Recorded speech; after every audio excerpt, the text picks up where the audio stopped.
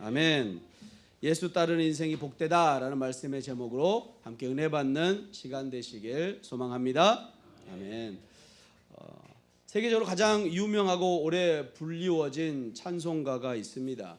오늘 우리 예배 가운데 불렀던 나 같은 죄인 살리신 어메이징 그레이스라는 찬송이지요. 이 곡의 작곡가가 누군지, 작사가가 누군지 아십니까? 성공의 신부인 존 뉴턴이라는 사람입니다.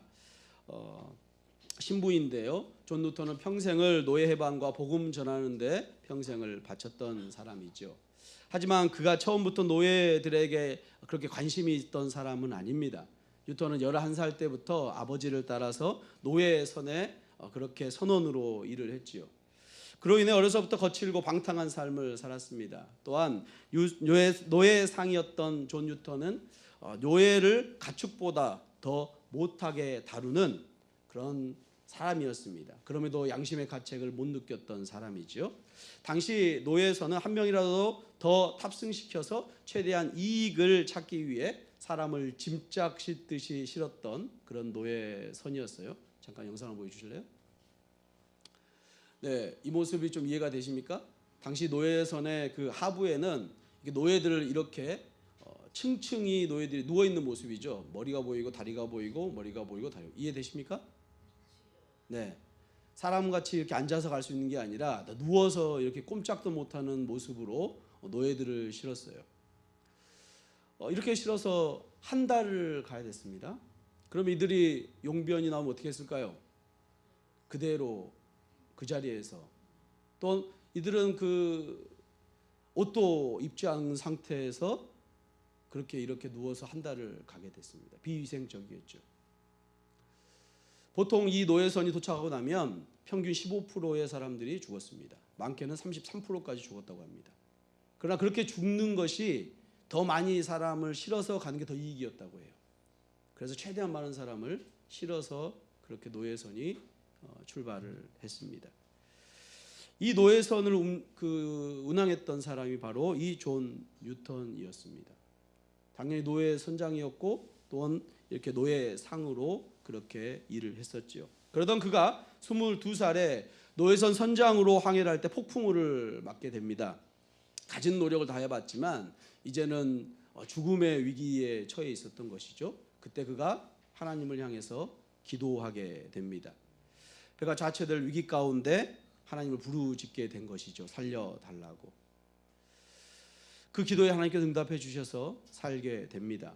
하지만 그 후로도 6년간 이 노예 무역상을 계속하게 됩니다. 30살이 되던 해 존 뉴턴은 선장직을 그만두고 신학교에 입학하게 되고 영국 성공회의 신부가 되게 됩니다. 물론 이 6년 동안의 노예 무역상을 하면서도 그가 그렇게 노예들을 학대하지 않고요. 점점 노예들을 더 인권적으로 대하는 모습이 전해집니다. 그리고 이 어메이징 그레이스, 나 같은 죄인 살리신 이 곡을 작사하게 되었습니다. 노예선에서 그렇게 많은 사람들, 노예들을 죽음으로 몰았던 자신을 용서하시고 구원하여 주신, 그것도 모자라 목회자로 사용해 주신 하나님의 놀라운 은혜를 찬양한 것이죠. 존 뉴턴은 82세로 생을 마감할 때까지 복음 전파와 노예 폐지를 위해 그렇게 앞장섰습니다. 무엇보다 존 뉴턴의 회심에는 아들이 목회자가 되기를 바라며 눈물로 기도했던 어머니의 기도가 밑거름이 되었습니다. 존 뉴턴은 죄인입니다. 노예선에서 수많은 노예를 죽인 선장이자 노예상이었죠. 그럼에도 예수님은 폭풍 가운데 있던 존 뉴턴을 살려주시고 지켜주셨습니다. 예수님은 살인자요 죄인인 존 뉴턴을 부르시고 사용하셔서 사람을 살리는 자로 사용하셨습니다. 할렐루야. 맞습니다. 예수님은 죄인을 위해 이 땅에 오셨습니다. 자신들의 죄로 말미암아 하나님의 진노로 온몸의 피부가 썩어 들어가는 문둥병이 찾아왔다고 여겨진 문둥병자를 치료하여 주셨고요. 또한 마을 안에서 소외되고 버림받은 중풍병자에게 죄사함을 선포하셨습니다. 예수님은 죄인들을 왕으로 이 땅에 오셨습니다. 죄인들을 부르기 위해 낮고 낮은 이 땅에 오신 것이죠. 오늘 말씀에서 그 사실을 명확하게 그려지고 있습니다. 특별히 두 종류의 죄인을 만날 수 있습니다. 무엇보다 그 죄인을 부르고 계시는 예수님을 만날 수가 있습니다.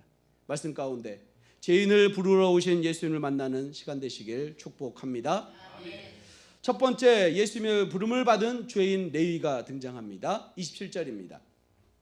그 후에 예수께서 나가사 레위라는 세리가 세관에 앉아 있는 것을 보시고 나를 따르라 하시니. 아멘. 예수님은 지금 가버나움에서 계속 사역을 하고 계십니다. 마가복음 2장 13절 14절을 따르면 예수님은 중풍병자를 고치시고 갈릴리 호수로 나가셨고 그곳에 큰 무리가 나왔을 때에 그들을 가르치셨습니다.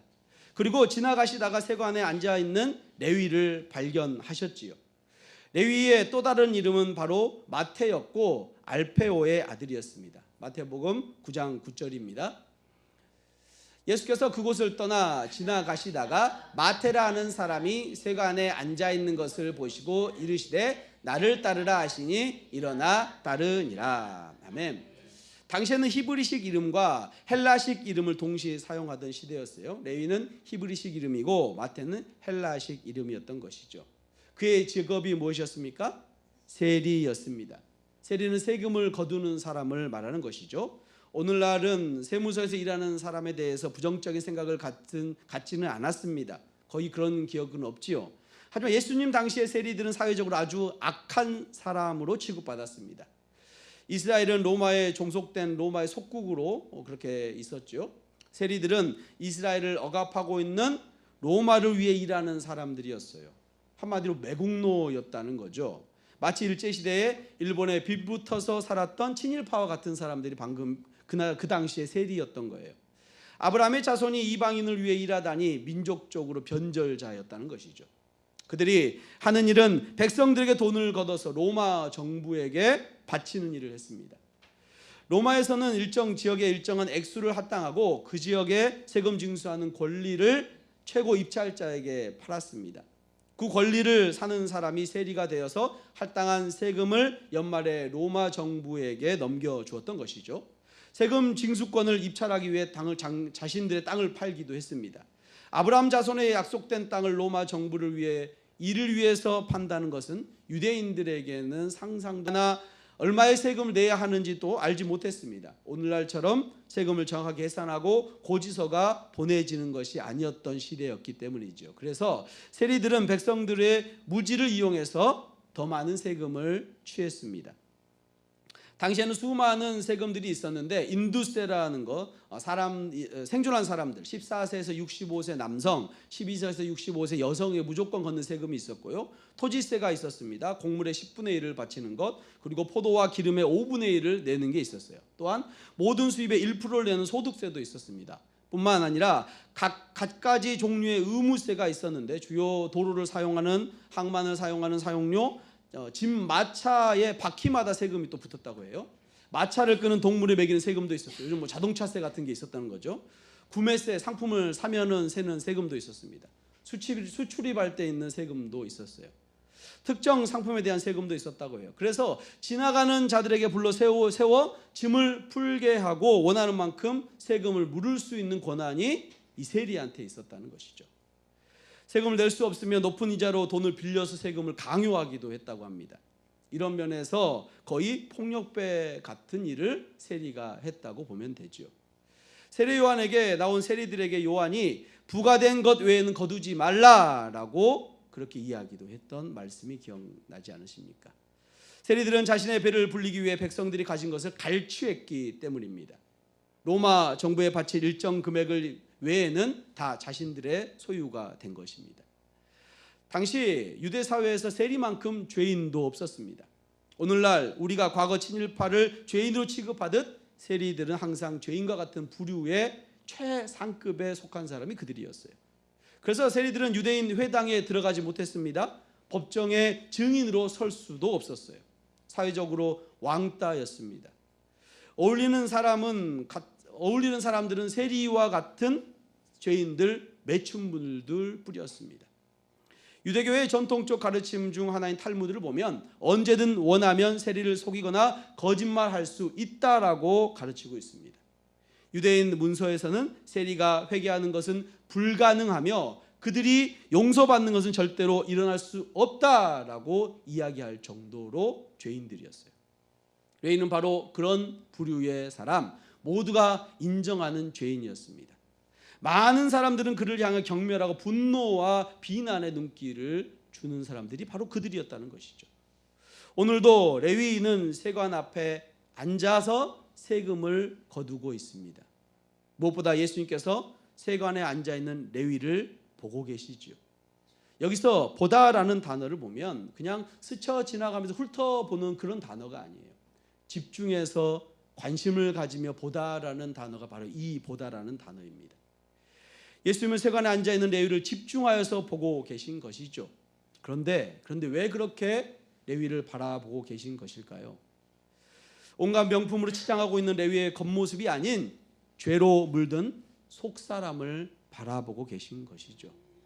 날마다 죄인이라고 수군거리는 소리를 듣고 소외감과 열등감에 사로잡혀 있는 레위를 보시고 불쌍한 마음으로 바라보고 계신 것입니다. 그리고 그를 부르십니다. 나를 따르라. 나를 따르라. 자기 자신을 위해 살던 삶에서 돌이켜 이제 예수 그리스도를 따르는 삶으로 살라고 부르십니다. 자신이 살던 삶의 방식에 돌이켜 그리스도를 따르라는 것이죠. 예수님은 레위에게 회개할 것을 명령하고 계신 것입니다. 레위는 아마도 예수님에 대해서 들어본 적이 있었을 것입니다. 회당에 들어가지 못했을지라도 바다 산 너머 거리에서 들렸던 그 예수님의 가르치는 그 소식이 전해드렸겠죠. 예수님을 통해 고통받는 사람들의 이야기를, 해방됐던 이야기를 들었을 것입니다. 그분이 하나님의 나라의 복음을 전하고 있다는 사실을 알았을 거예요. 그래서 레위는 예수님의 부르심을 받고 바로 결단을 합니다. 기존의 삶을 청산하고 그리스도를 따르는 삶이요. 그의 회개는 아주 분명했습니다. 28절입니다. 그가 모든 것을 버리고 일어나 따르니라. 아멘. 레위는 예수님의 부르심에 그대로 순종하여 모든 것을 버렸습니다. 레위가 모든 것을 버렸다는 것은 무슨 의미일까요? 그는 세금 징수권을 사기 위해서 가진 모든 것, 조상으로부터 내려왔던 그 땅까지 다 팔았던 사람이지요. 많은 비난과 핍박을 받으면서도 견뎠던 것은 세리로서 그가 누리고 있던 권력과 특권 때문이에요. 그러나 그 모든 것을 포기한다는 것은 다시 세리로 돌아가지 않겠다는 것을 말하는 것이죠.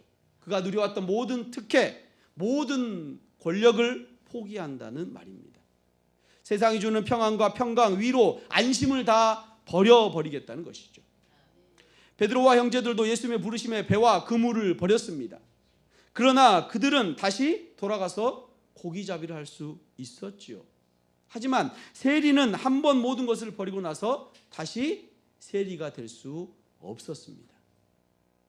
그러나 레위는 그 모든 것을 완전히 잃는다 해도 예수님의 부르심에 순종하는 것이 더 가치 있다는 생각을 하게 된 것이죠. 그래서 일어나 예수님을 따랐던 것입니다. 할렐루야. 이것이 진정한 회개의 모습인 줄로 믿습니다. 자신이 가던 길에서 완전히 돌이키는 것, 돌아서는 것, 그것이 회개이죠. 자신이 추구하던 모든 것을 잃는다 해도 예수님이 제시한 그것을 더 사모하고 따라가는 것. 레위는 모든 것을 버리고 예수님을 따랐습니다. 그리고 이 사실을 기뻐하며 잔치를 엽니다. 29절입니다. 레위가 예수를 위하여 자기 집에서 큰 잔치를 하니 세리와 다른 사람이 많이 함께 앉아 있는지라. 아멘. 회개한 레위는 예수님을 위해 자기 집에서 큰 잔치를 연 것이죠. 물론 이 잔치가 떠나가겠다는 마지막 잔치인지 아니면 감사의 잔치인지 두 가지를 다 의미할 수 있습니다. 보통 이런 식사를 통해서 교제하면서 영적 대화를 나누곤 했는데 레위는 자신을 불러주신 예수님께 감사하는 마음으로 이 자리를 마련했습니다. 그리고 그 자리에 자신과 같은 죄인의 삶을 살고 있는 세리들과 다른 사람들을 많이 초대했습니다. 이 장면을 마가복음은 이렇게 고백합니다. 마가복음 2장 15절입니다. 그의 집에 앉아 잡수실 때에 많은 세리와 죄인들이 예수와 그의 제자들과 함께 앉았으니 이는 그러한 사람들이 많이 있어서 예수를 따름이러라. 아멘. 마가복음 그러한 자들, 죄인들이 많이 예수님께 나오고 또 예수님을 따랐다라고 고백하고 있습니다. 레위는 자신이 받은 회개의 부르심을 동료들과 나누고 싶어 했던 것이죠. 그래서 큰 잔치를 열었고 예수님을 초대했습니다.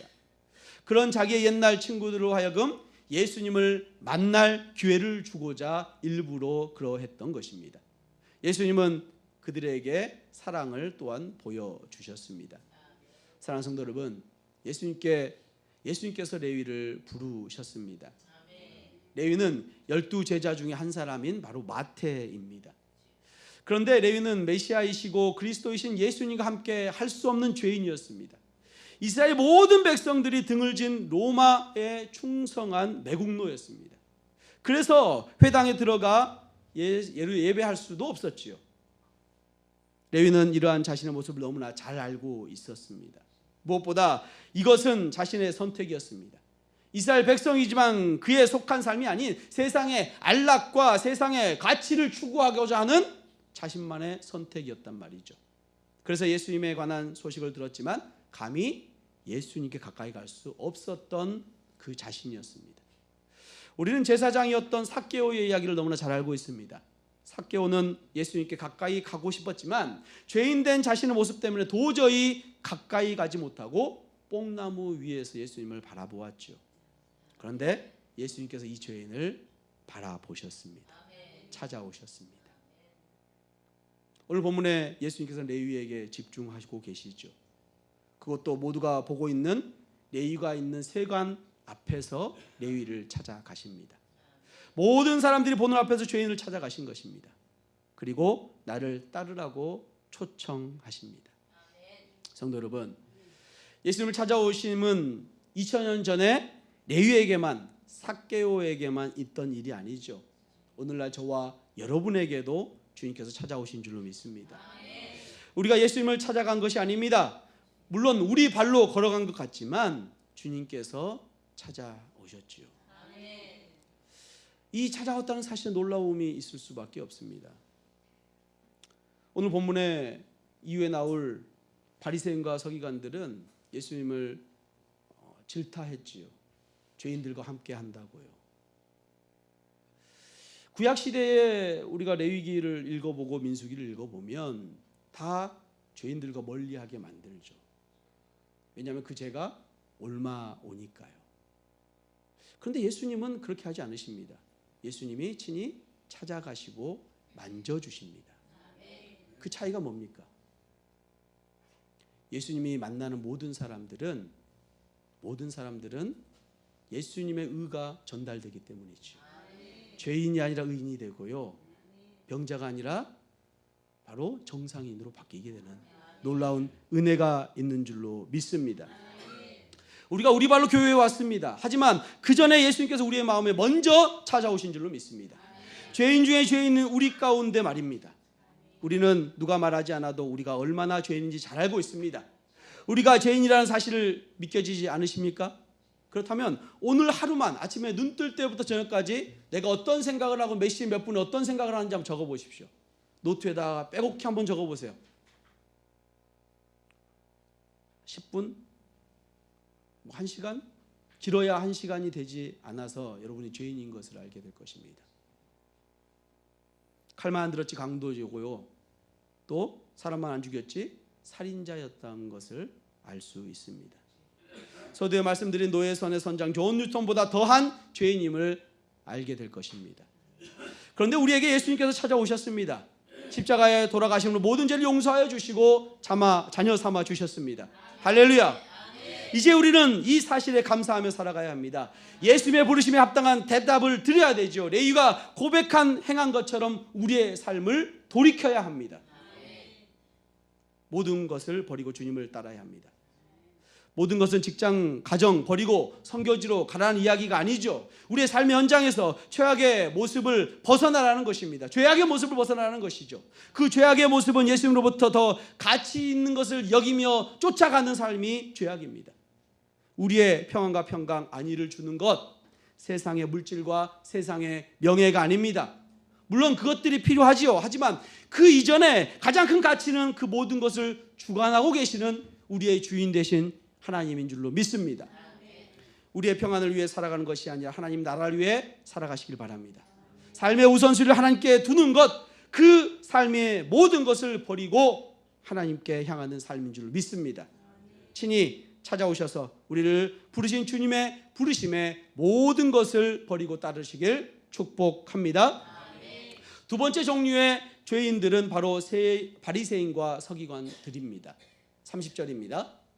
바리새인과 그들의 서기관들이 그 제자들을 비방하여 이르되 너희가 어찌하여 세리와 죄인과 함께 먹고 마시느냐. 마태복음 3장에서 세례 요한은 회개의 세례를 받으러 나온 바리새인과 사두개인들에게 독사의 자식들아 라고 말을 했습니다. 예수님은 그 어떤 죄인보다 바리새인과 서기관들을 강력하게 비판하셨지요. 화 있을진저 라고 꾸짖으면서 그들이 가지고 있는 외식과 탐욕에 대해 회개할 것을 촉구하셨습니다. 예수님 입에서 나온 가장 심한 말은 거의 이 바리새인들에게 대한 말이었습니다. 오늘 본문에서 바리새인과 서기관들은 레위와 그 동료들이 모인 잔치 주변에 어슬렁거리고 있었지요. 그들은 차마 그 모임 안에 들어갈 수 없었습니다. 어찌 세리와 죄인들과 함께 할 수 있느냐 하는 것이지요. 그들은 음식 먹기 전에 손을 씻지 않는 것조차 용납하지 않던 사람들이죠. 그들 스스로 완벽한 사람이라고 생각하진 않았지만 적어도 세리와 비교할 수 없을 만큼 경건하고 의로운 사람들이라고 여겼던 것이죠. 예수님의 비유에 등장하는 바리새인의 기도를 보십시오. 누가복음 18장 11절 말씀입니다. 바리새인은 서서 따로 기도하여 이르되 하나님이여 나는 다른 사람들 곧 토색, 불의, 간음을 하는 자들과 같지 아니하고 이 세리와도 같지 아니함을 감사하나이다. 당시 유대 사회에서는 누구와 함께 먹고 사는 것, 즉 식사를 같이 한다는 것은 곧 상대방을 전적으로 인정하면서 자기 친구로 받아들인다는 것을 의미했습니다. 그들은 밖에서 이 잔치를 들여다보고 예수님과 제자들이 더러운 죄인들과 함께 한다는 사실에 격분했습니다. 그래서 바리새인이나 그들의 제자들로서는 그런 잔치 자리에 함께 앉는 그 자체가 곧 불경하는 행위며 자기네들의 위신과 품격을 깎아내린다는 생각으로 했던 것이죠. 그리고 제자들은 이렇게 말합니다. 이 장면을 마태복음 고백으로 함께 하겠습니다. 9장 11절입니다. 바리새인들이 보고 그의 제자들에게 이르되 어찌하여 너희 선생은 세리와 죄인들과 함께 잡수시느냐. 아멘.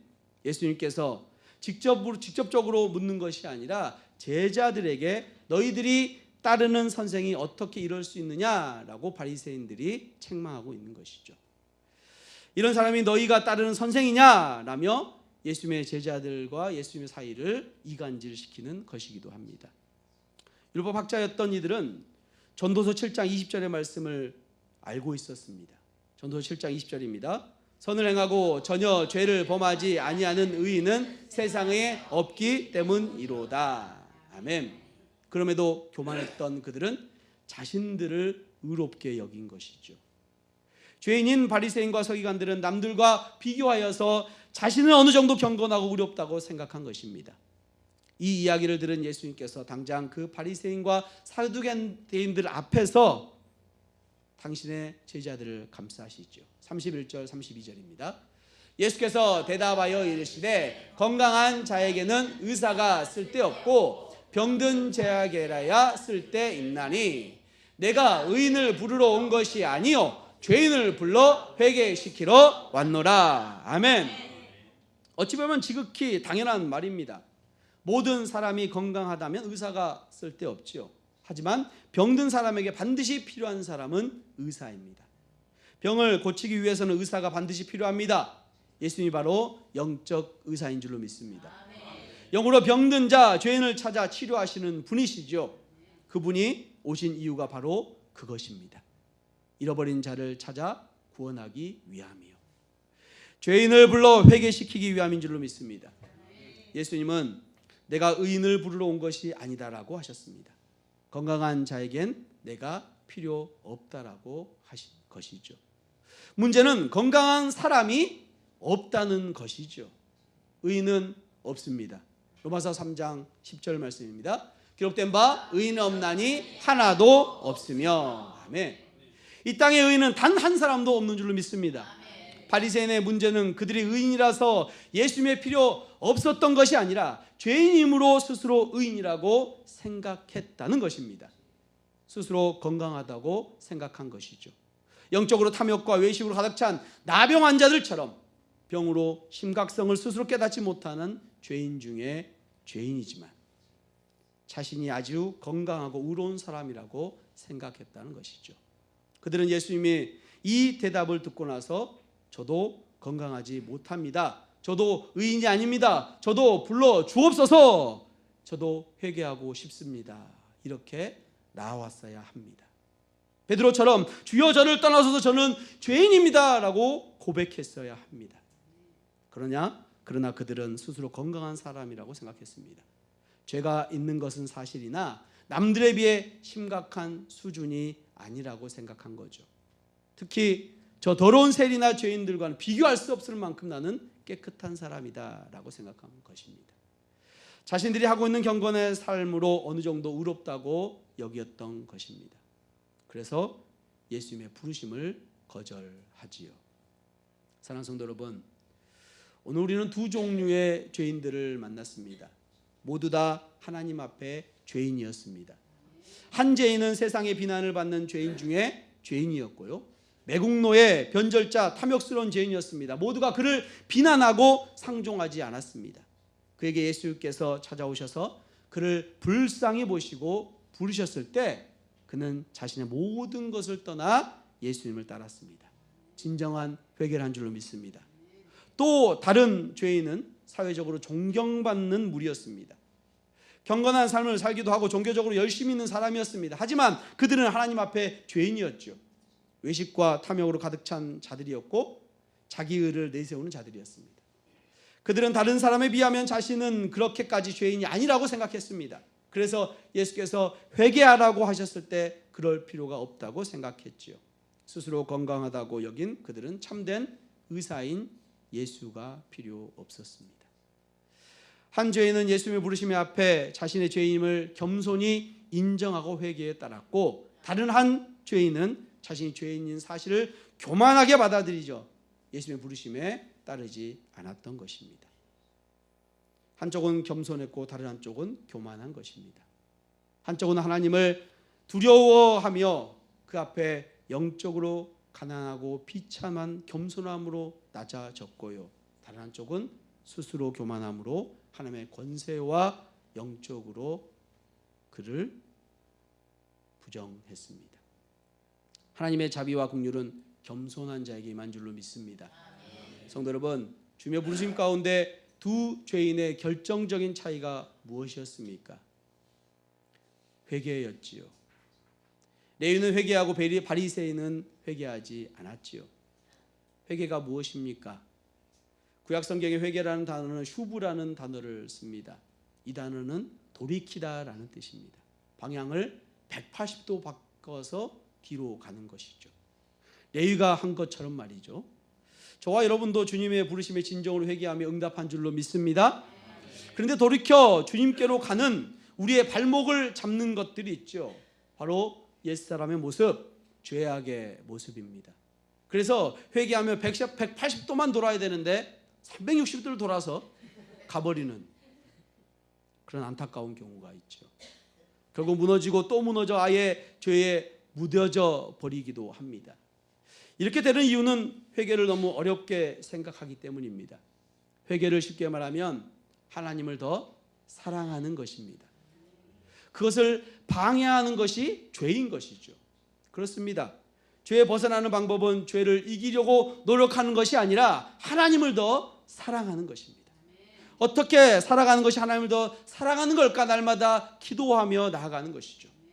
무엇보다 더 중요한 것은 넘어지더라도 다시 일어나는 것입니다. 분명 죄에서 벗어나기 위해 애썼지만 넘어질 수 있습니다. 그러나 좌절하거나 다시 쓰러져 있는 것이 아니라 다시 일어나 주님을 바라보는 것입니다. 그것이 믿음이지요. 그렇다고 방관자가 되는 것이 아닙니다. 주님을 더욱 의지할 때 승리의 주님께서 반드시 승리케 하실 줄로 믿습니다. 승리의 맛을 보여주실 줄로 믿습니다. 여러분, 이후에 레위의 삶은 어떻게 되신지 아십니까? 레위 마태는 예수님 12제자가 되었습니다.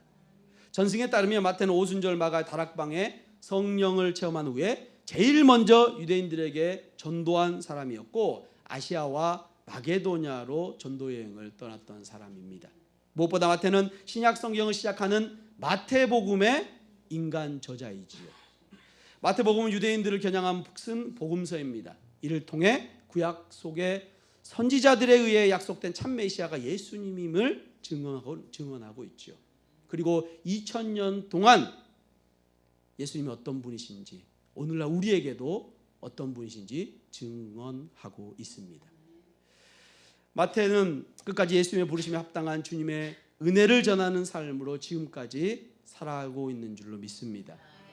레위는 레위지파의 이름은 레위지파로서 레위지파의 이름은 연합하다, 찬양하다라는 뜻의 이름을 갖고 있지만 그와 반대의 삶을 살았지요. 세리로 죄인으로 살았습니다. 하지만 하나님은 제사장처럼 살지 못하는 죄인인 인생을 마태라는 이름으로 바꾸어 주셨습니다. 마태라는 이름의 뜻은 하나님의 선물이란 뜻입니다. 예수님을 만난 이후 그의 삶은 이제 하나님의 은혜로 산다는 뜻입니다. 누구든지 예수님을 영접하면 그런 복을 누리는 줄로 믿습니다.